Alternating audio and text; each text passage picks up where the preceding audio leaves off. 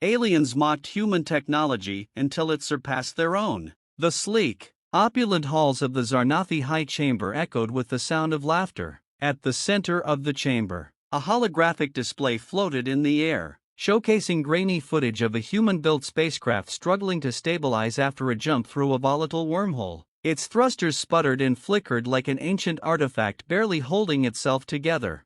The laughter grew louder. This is their flagship? A Zarnathi noble managed between guffaws, his gelatinous form rippling with mirth. I've seen cargo haulers with more elegance. The Zarnathi were the self-proclaimed apex of technological evolution. Their starships were works of art, seamless vessels capable of bending reality itself to their whims. And to the Zarnathi, humanity's primitive fusion engines and clunky designs were the ultimate punchline. Another voice joined the mockery, this one belonging to Xylaran, a senior member of the Zarnathi conclave. His elongated crystalline fingers traced the air, bringing up another image, a human exploration drone crawling awkwardly across the surface of a frozen exoplanet. They call this a breakthrough in planetary surveying? Xylaran mused, shaking his head. We perfected quantum relay drones before their ancestors discovered fire. The chamber erupted once again, their collective arrogance filling the air like a noxious cloud. But in one darkened corner, a lone figure observed silently. Ambassador Natalia Reyes, humanity's representative, stood stoically amidst the ridicule. Her face betrayed no emotion, though her fists clenched behind her back. The human's silent resolve. In the depths of the USS Vanguard, humanity's most advanced research and development vessel, a very different atmosphere reigned. Natalia's silent recording of the Zarnathi laughter played on a loop, filling the conference room. Around the table sat humanity's best and brightest engineers, quantum theorists, and military strategists. Dr. Ezekiel Crane, head of Advanced Propulsion Systems, scowled as the mocking laughter echoed. They think they've got us pegged as primitive apes, he muttered, his voice dripping with disdain.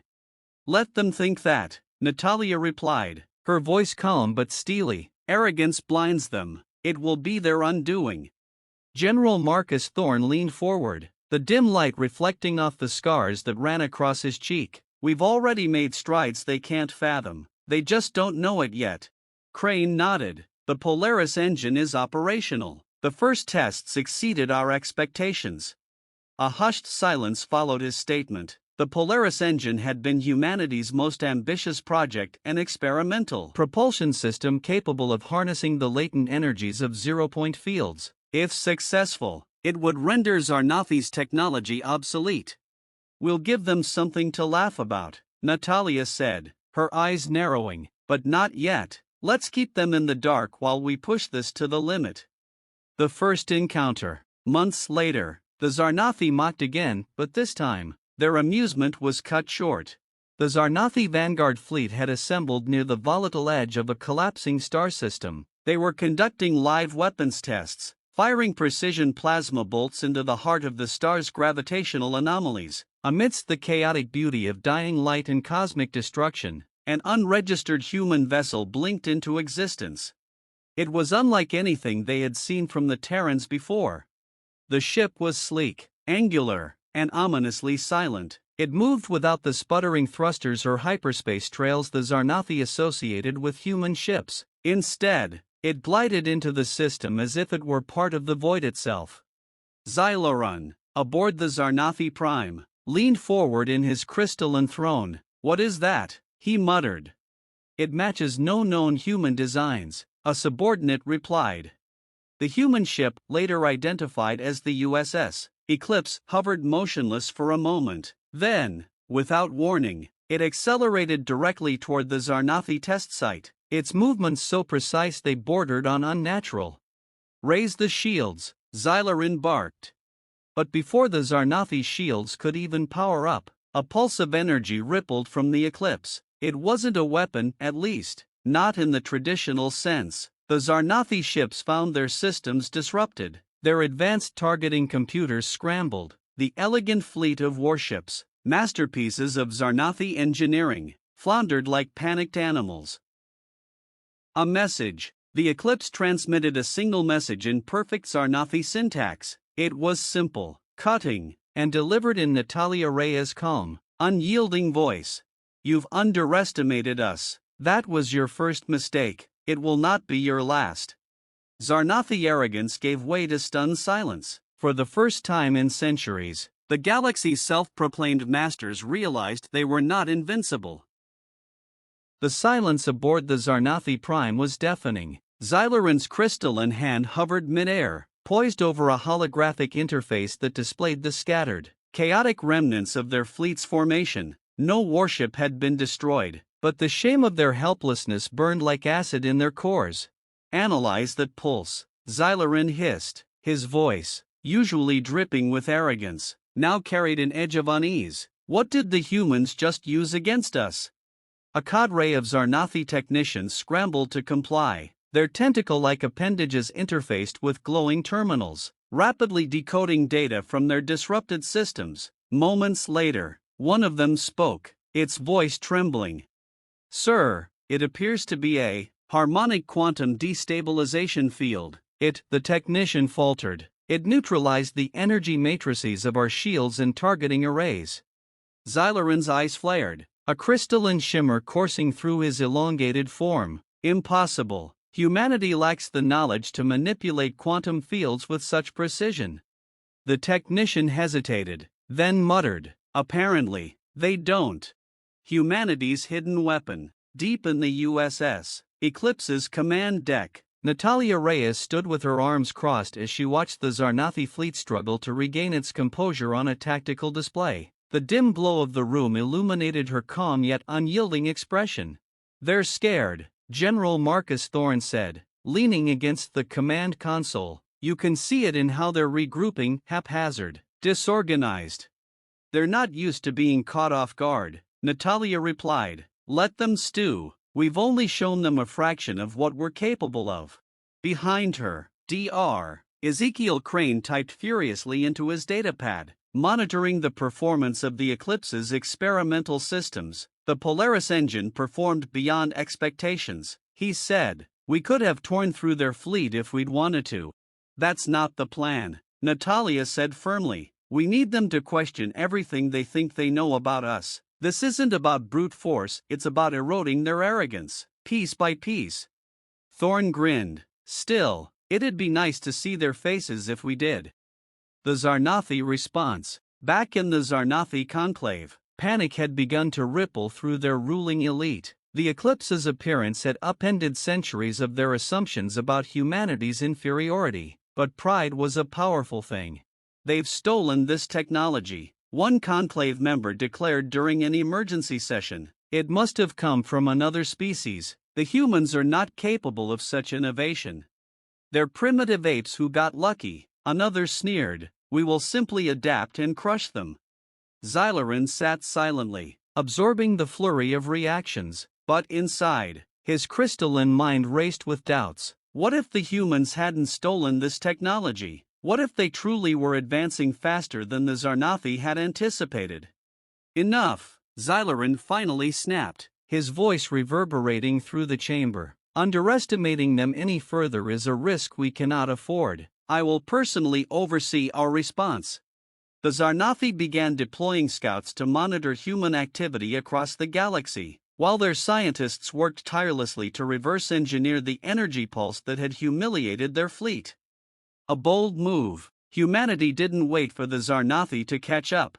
The Eclipse became the spearhead of a new initiative, striking deep into disputed territories where Zarnathi influence had gone unchallenged for centuries. But these weren't acts of war. Instead, the ship conducted bold reconnaissance missions, planting devices and gathering data that rendered Zarnathi defenses irrelevant.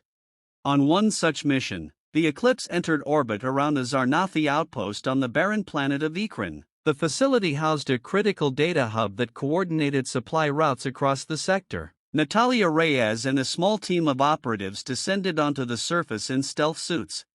The mission was surgical. Within minutes, they had infiltrated the outpost, bypassed its advanced security systems, and extracted the entire data core. By the time the Zarnathi even realized what had happened, the humans were long gone. Zarnathi pride wavers. The stolen data revealed a vulnerability the Zarnathi had kept hidden for eons, a network of quantum nodes that connected their entire empire. These nodes, while highly advanced, were surprisingly fragile. Humanity's scientists theorized that disrupting just a few key nodes could send shockwaves through the Zarnathi's communications and logistical systems. As humanity prepared for its next move, the Zarnathi were beginning to unravel. Reports of human incursions spread like wildfire through their empire. They dismissed the first few incidents as flukes, but as the pattern continued, the truth became undeniable. The humans are targeting our infrastructure, Xylorin admitted during a private meeting with the Conclave. They're moving faster than we can predict. If we don't adapt, we risk losing control. For centuries, we ruled unchallenged, one elder said, their crystalline form flickering with anxiety. Now these primitives dare to undermine us? They're not primitives anymore, Xylorin said grimly. We treated them as lesser beings. We were wrong. The final warning. The Zarnathi assembled their largest fleet yet, a show of force intended to intimidate humanity back into submission. But as their armada advanced toward human space, they encountered something they hadn't expected. The Eclipse, flanked by dozens of human ships, awaited them at the edge of the contested sector. Each ship shimmered with a strange energy field, a manifestation of the Polaris engine's advancements. Humanity's fleet was smaller, but it radiated confidence. Natalia Reyes appeared on the Zarnathi's main communication channel. Her expression was calm, almost disarmingly so. This is your last chance, she said. Withdraw from human space and abandon your plans of domination. If you refuse, we will dismantle your empire one piece at a time. Xylorin stared at the human ambassador, torn between his species' pride and the gnawing fear that she might be telling the truth. You're bluffing, he said. Natalia's response was chilling. Try us. The tension in the void was palpable. The Zarnathi fleet, a glittering wall of vessels spanning miles, hung motionless against the star-speckled backdrop. On the other side, humanity's fleet stood like a silent dagger, sharp and ready to strike. The calms were silent now, Natalia Reyes having delivered her ultimatum. All that remained was the response. On the Zarnathi Prime, Xylorin turned to his advisors. Their forms flickered nervously in the ambient light, betraying their unease. They're provoking us, one said. We should crush them now, before their arrogance spreads. Another countered. And what if they're not bluffing? We've seen what their technology can do. A misstep could be disastrous. Xylorin silenced them with a sharp gesture. His crystalline eyes narrowed as he stared at the human fleet on his display. If they think they can frighten us into retreat, they will learn the folly of challenging the Zarnathi. Prepare the fleet. Full assault. The battle begins. On board the USS Eclipse, General Thorne observed the Zarnathi formation shift into an aggressive stance. A faint grin tugged at the corner of his mouth. They took the bait, he said. Natalia stood beside him, her expression unreadable. Then it's time to show them the cost of underestimating us. The Zarnathi launched the first volley. Hundreds of brilliant plasma bolts streaked toward the human fleet, leaving shimmering trails in their wake. But as the bolts neared their targets, the Polaris fields enveloping each human ship shimmered with an almost predatory energy. The plasma dissipated harmlessly, the deadly light fizzling into nothing. The human fleet retaliated, using pinpoint precision. Their weapons targeted weak points in the Zarnathi vessels, locations identified from the stolen data. Zarnathi shields flickered under the assault, some failing entirely. For the first time in centuries, their ships were falling. The turning point. The battle raged on, the void filled with flashes of light and debris, but the Zarnathi quickly realized they were outmatched. Human ships moved with an agility and precision that defied logic, their Polaris engines allowing them to warp through space in unpredictable patterns. Aboard the Zarnathi Prime, Xylorin clenched his crystalline fists. How are they doing this? He snarled. One of his aides replied, panic creeping into their voice. Their propulsion systems, they're beyond anything we've encountered. We can't predict their movements.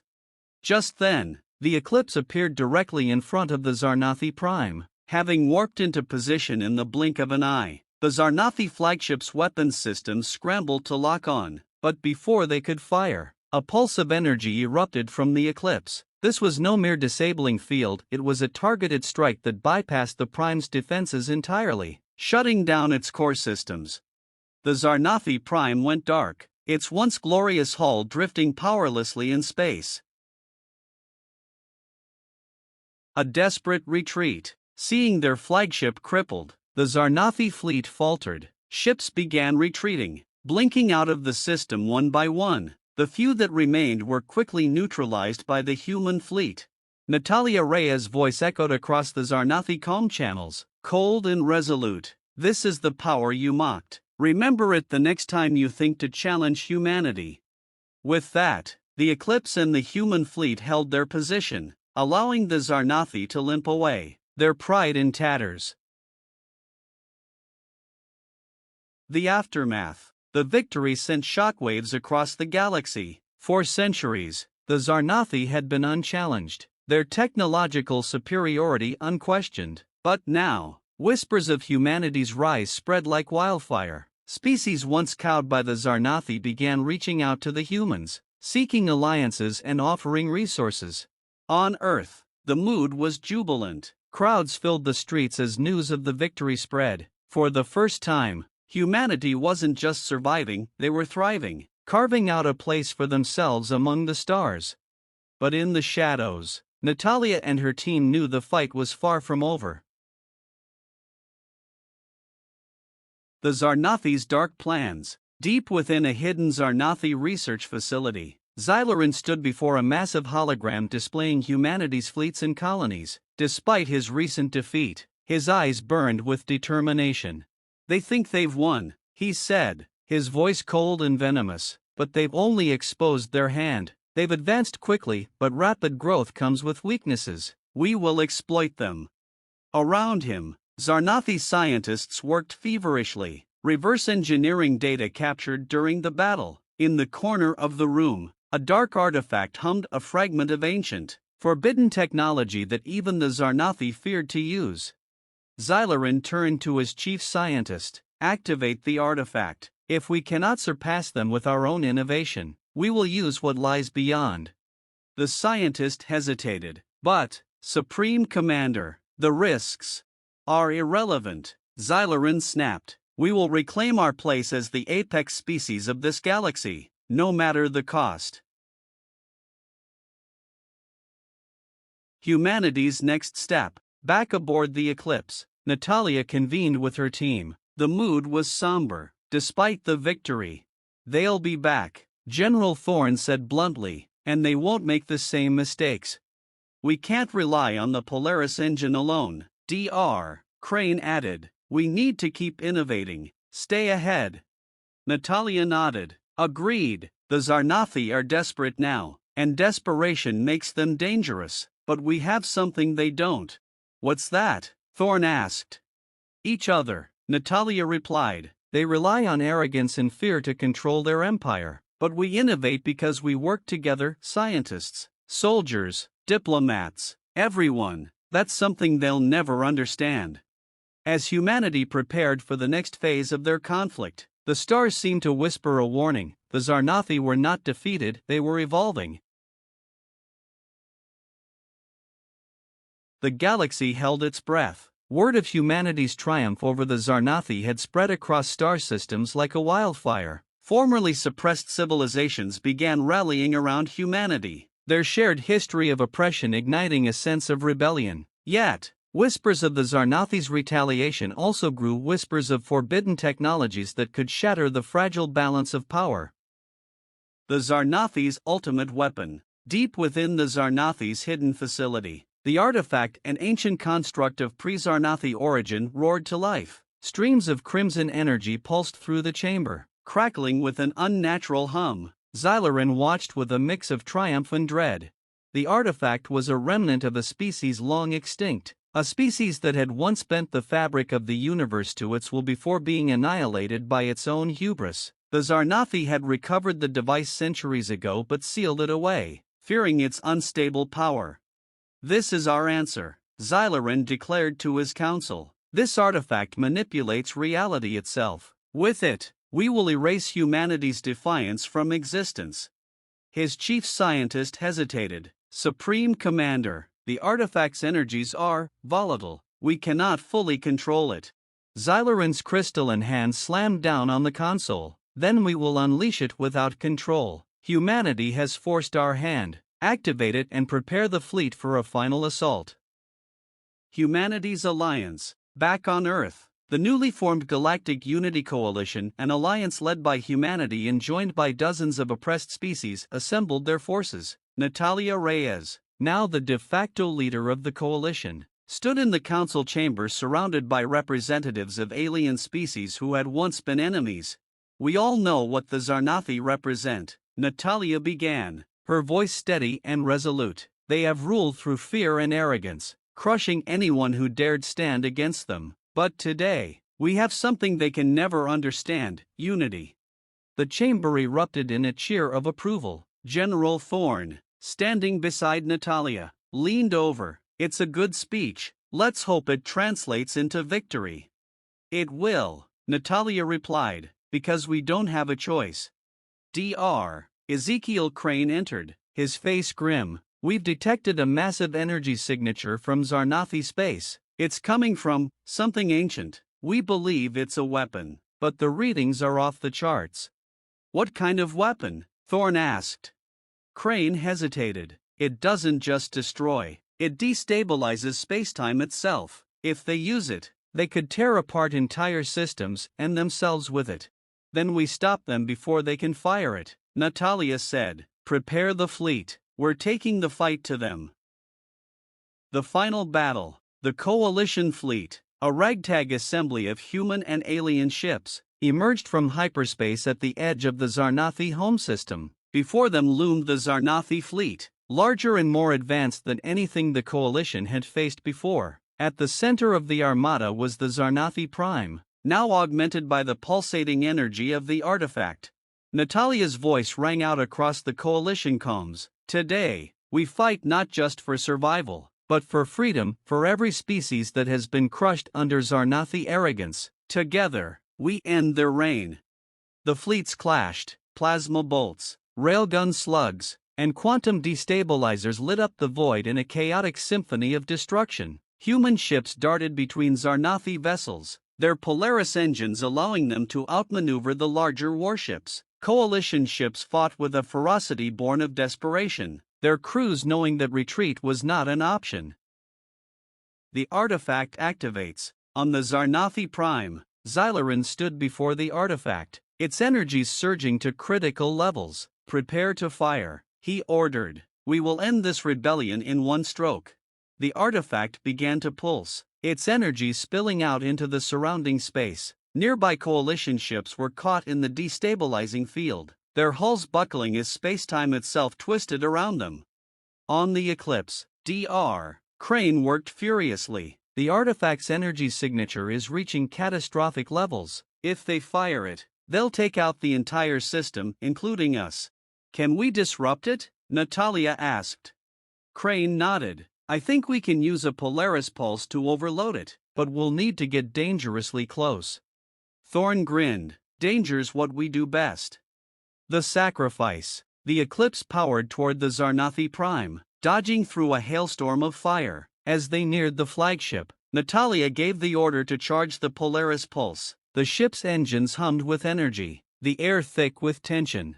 On the Zarnathi Prime, Xylorin watched the human ship approach. Fools, he muttered, you'll die along with us.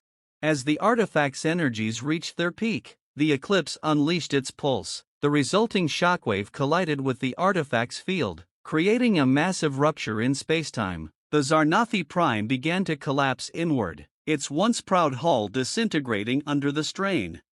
Get us out of here, Natalia shouted. The Eclipse jumped to hyperspace just as the Zarnathi home system was consumed in a blinding explosion. When the Coalition fleet emerged on the other side, the Zarnathi Armada was gone along with their empire's seat of power.